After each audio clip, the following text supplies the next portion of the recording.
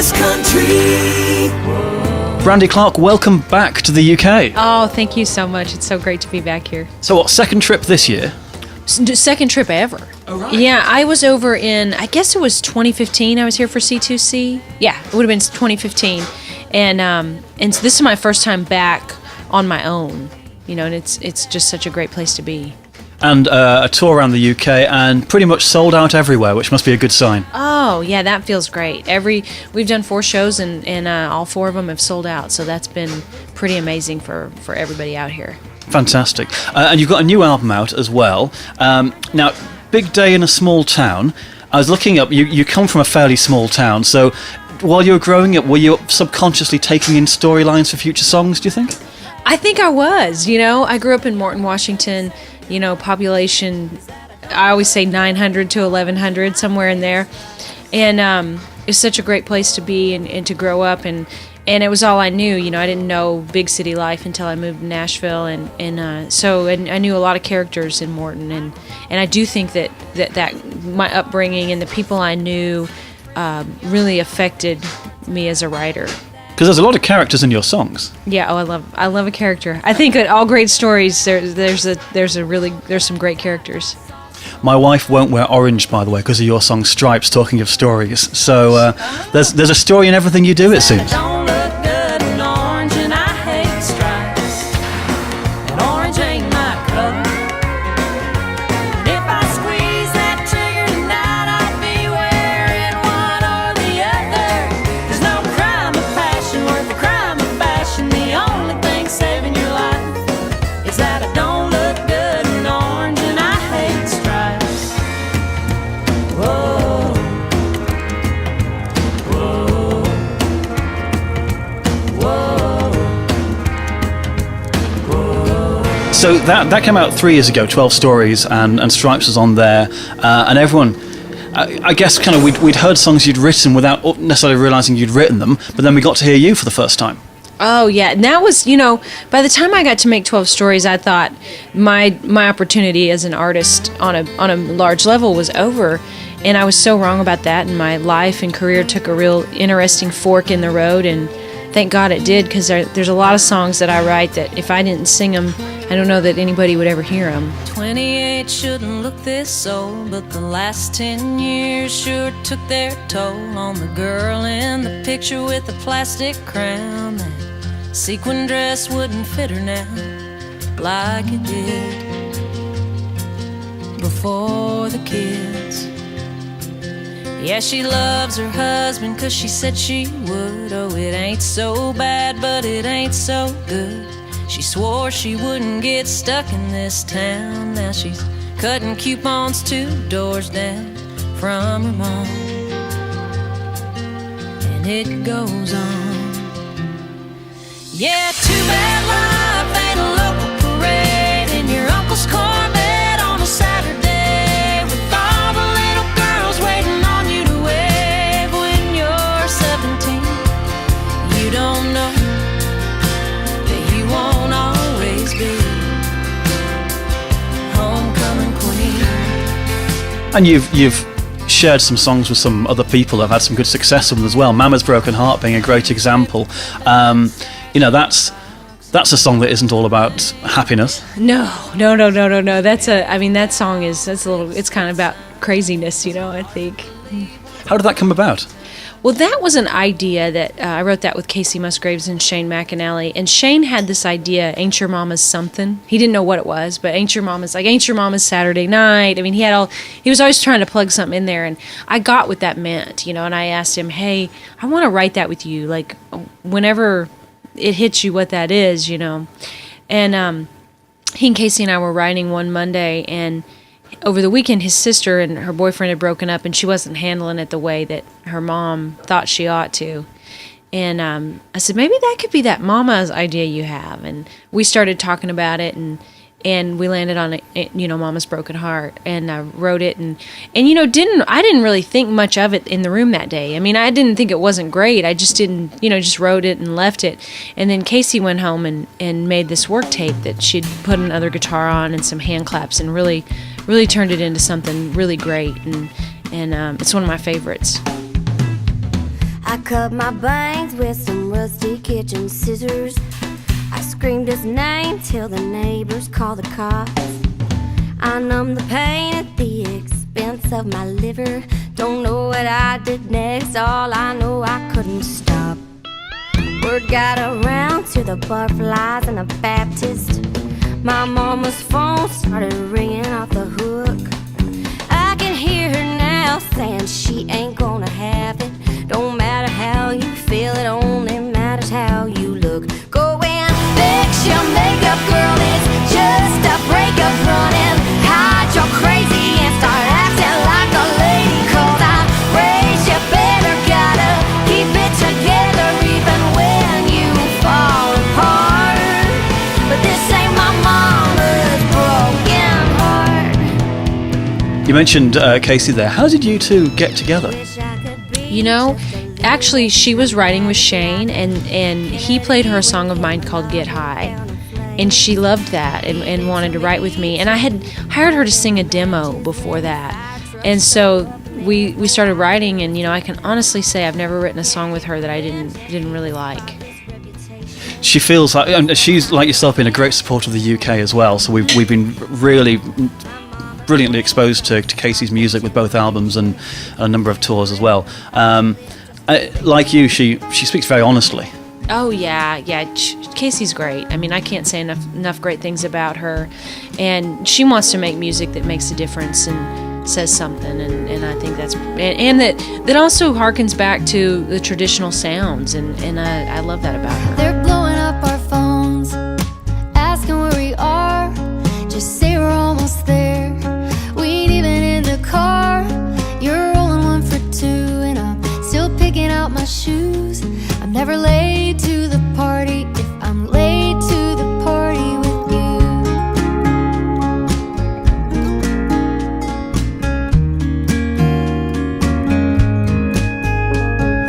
By the time we get there, everybody will be drunk. The chairs will be on tables, and the band will be unplugged.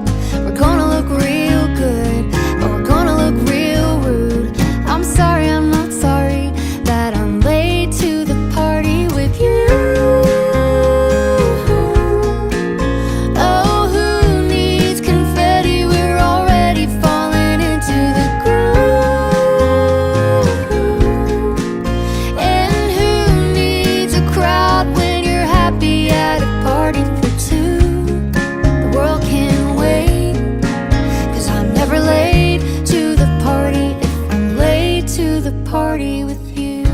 Now, I'm going slightly jumping around chronologically here, but there's one song on Pageant Material that I wanted to mention in particular to you, because we used this slightly cynical and honest outlook of life with the kind of music we're talking about here. But then suddenly on Pageant Material, there's a song that's actually really sweet and cute and lovely, and that's Late to the Party. And in between all this sort of honesty and cynicism and so on, there's a song that actually, like, wow, this is a full-on love song. Yeah, I'm really proud of that one. I think it's beautiful. I'm just proud to be a part of that one, I'll tell you that. When you're listening through the album, that one jumps out. It's like, wow, that is so beautiful and a really nice song. Late to the party with you. Oh, who needs confetti? We're already falling into the groove. And who needs a crowd when you're happy at a party for two? The world can wait, 'cause I'm never late to the party if I'm late to the party with you. No, I'm never late to the party if I'm late to the party with you.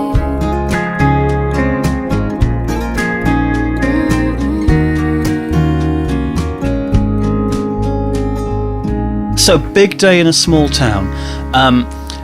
We have to imagine an American small town when we're living over here in England, because you can't travel very far without getting to the next town straight away, and it's all very sort of crammed in. But in the States, you can drive a long way and then come across a small town somewhere.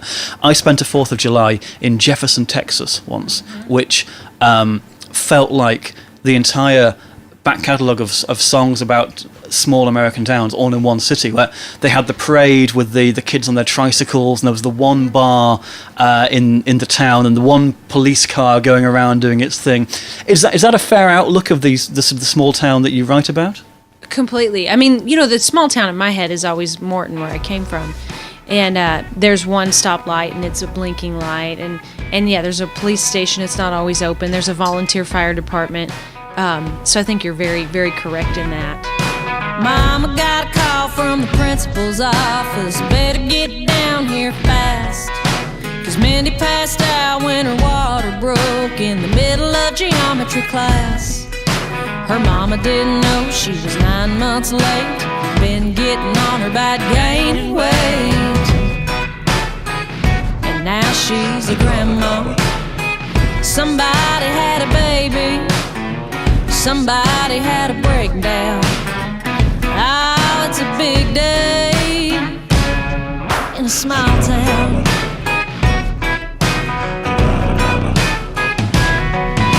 Well, the Smith swore he would miss one more juniors football games. Got his 12-pack of bud and his Friday night buzz. Head south in the northbound lane. Juniors in the end zone, halfback pitch. Willie's sitting upside down in a ditch.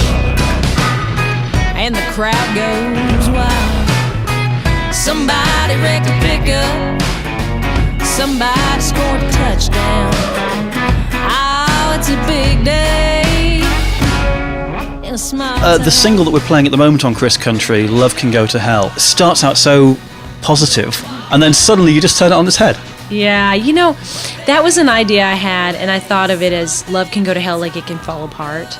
And then I took it in to write it with Scott Stepikoff, and he heard it as love can go to hell, like literally like you're telling love off, which I love because I think it's really hard to be really mad at somebody you love, even if they've hurt you really bad, and so it's just a little easier to be mad at love. Love can go to hell in a broken heartbeat minute. That's where I am without you in it. Every day's just another night by myself. Love can go to hell like roses in a vase of whiskey. Dying for the way you used to kiss me. Heaven knows I only wish you well. Oh, but love, yeah, love can go to hell. And then the album ends with Since You've Gone to Heaven. This is no big, positive, exciting end to an album. This is a very honest song. Yeah, I wrote that. I wrote that song. My dad passed away right before 9/11, and I remember thinking when I was watching all of the aftermath of that, like, wow, since my dad's died, the world has gone to hell. And I knew that was an idea. Since you've gone to heaven, the whole world's gone to hell. But it was too close to me to write at the time, and then several years later, I shared that idea with Shane McAnally, and he loved it and understood it and wanted to write it, and so we wrote it. And I still never thought it would end up on a record because it was so sad. And then Jay Joyce was asking me, why did I want to make a record called Big Day in a Small Town? And I said, well, I love small towns. And he's like, well, why? And I said, well, all the things we just talked about, the one blinking light, the one cop, the town shutting down for the football game. And he said, well, that's great, but why specifically do you love your small town? And I said, well, I love my hometown. I always loved it, but I really fell in love with it. When my dad died, I went home for his memorial service, and they had it in a gym. And I said, and that wasn't the first memorial service or funeral I had attended in a gym, because that's just how small town people are. Everybody cares about each other. And he felt very strongly that song should be on the record for that reason. And, it's always a reason to bring you home, too, like somebody dying. Since you've gone to heaven, I don't like coming home. But I can't stand the thought of Mom in that big house alone. She can't keep it up. She really ought to sell that house without you in it. It's nothing but a shell. Since you've gone to heaven, the whole world's gone to hell.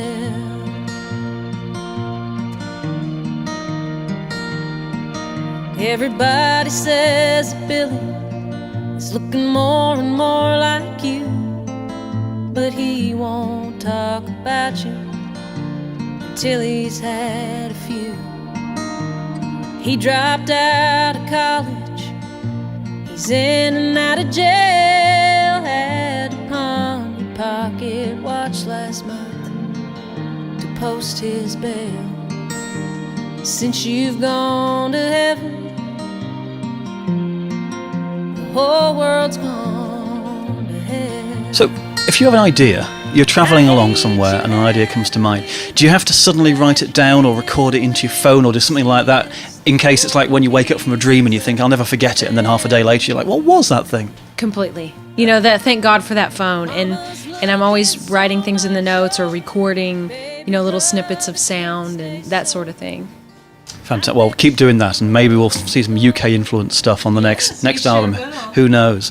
And we really appreciate you coming back to the UK and touring here. You know, your music is really, really loved and lapped up here certainly by our audiences, and I know by you know, other parts of the media as well. And likewise, when Casey Musgraves came over recently as well, and you know, we love stories and songwriting. But why did you choose to come back to the UK this year? Well, I think it's a really important market for me and my music, and I don't know why you wouldn't go somewhere where you feel as much love as I feel over here. You know, it's amazing to come in and play for rooms that do know every word to every song on both records, and I'll keep coming back here because that's, you know, you can't. I think you have to feed that. Well, keep feeding it, we'll keep taking it quite happily. Now you've been here twice, we have a quick test to see how much Britishness has rubbed off on you and see how British you are. And it's just quick this or that questions for you. So, which of these would you choose? Cup of tea or cup of coffee? Cup of coffee. All right. Fish and chips or chips and salsa? Chips and salsa. I can say which way this is going. Yes. Yellow taxi or big red bus? I haven't been on the big red bus. Okay, well, we'll get that planned in for the next trip. Yes. We'll get that sorted. If you had a night off, would you watch Downton Abbey or House of Cards? House of Cards. And finally, if you were grabbing a quick snack, would you go for a Hershey's Kiss or a Cadbury's Cream Egg? Oh, the Cadbury Cream Egg, yeah. Well, you kind of almost pulled it back a bit at the end. Yeah. You're 25% British. That's a start. I love the Cadbury chocolate. And, you know, we don't get it anymore. They quit. I mean, we get Cadbury, but it's not the same as here. You know, it's not. When I lived in the States, I would sometimes buy it, and firstly they'd charge a fortune for it, and then it wasn't the same mix, it wasn't as creamy, it wasn't the same, and you know, you'd go to Whole Foods or somewhere, and it just wasn't quite the same. No, it's not. That's y'all have that on us for sure. When you're at the airport, buy as much as you can fit in your carry-on luggage and take it all back with you. Exactly right. Brandy Clark, thank you so much for coming to the UK, and thanks for spending some time with us. Thank you, Chris.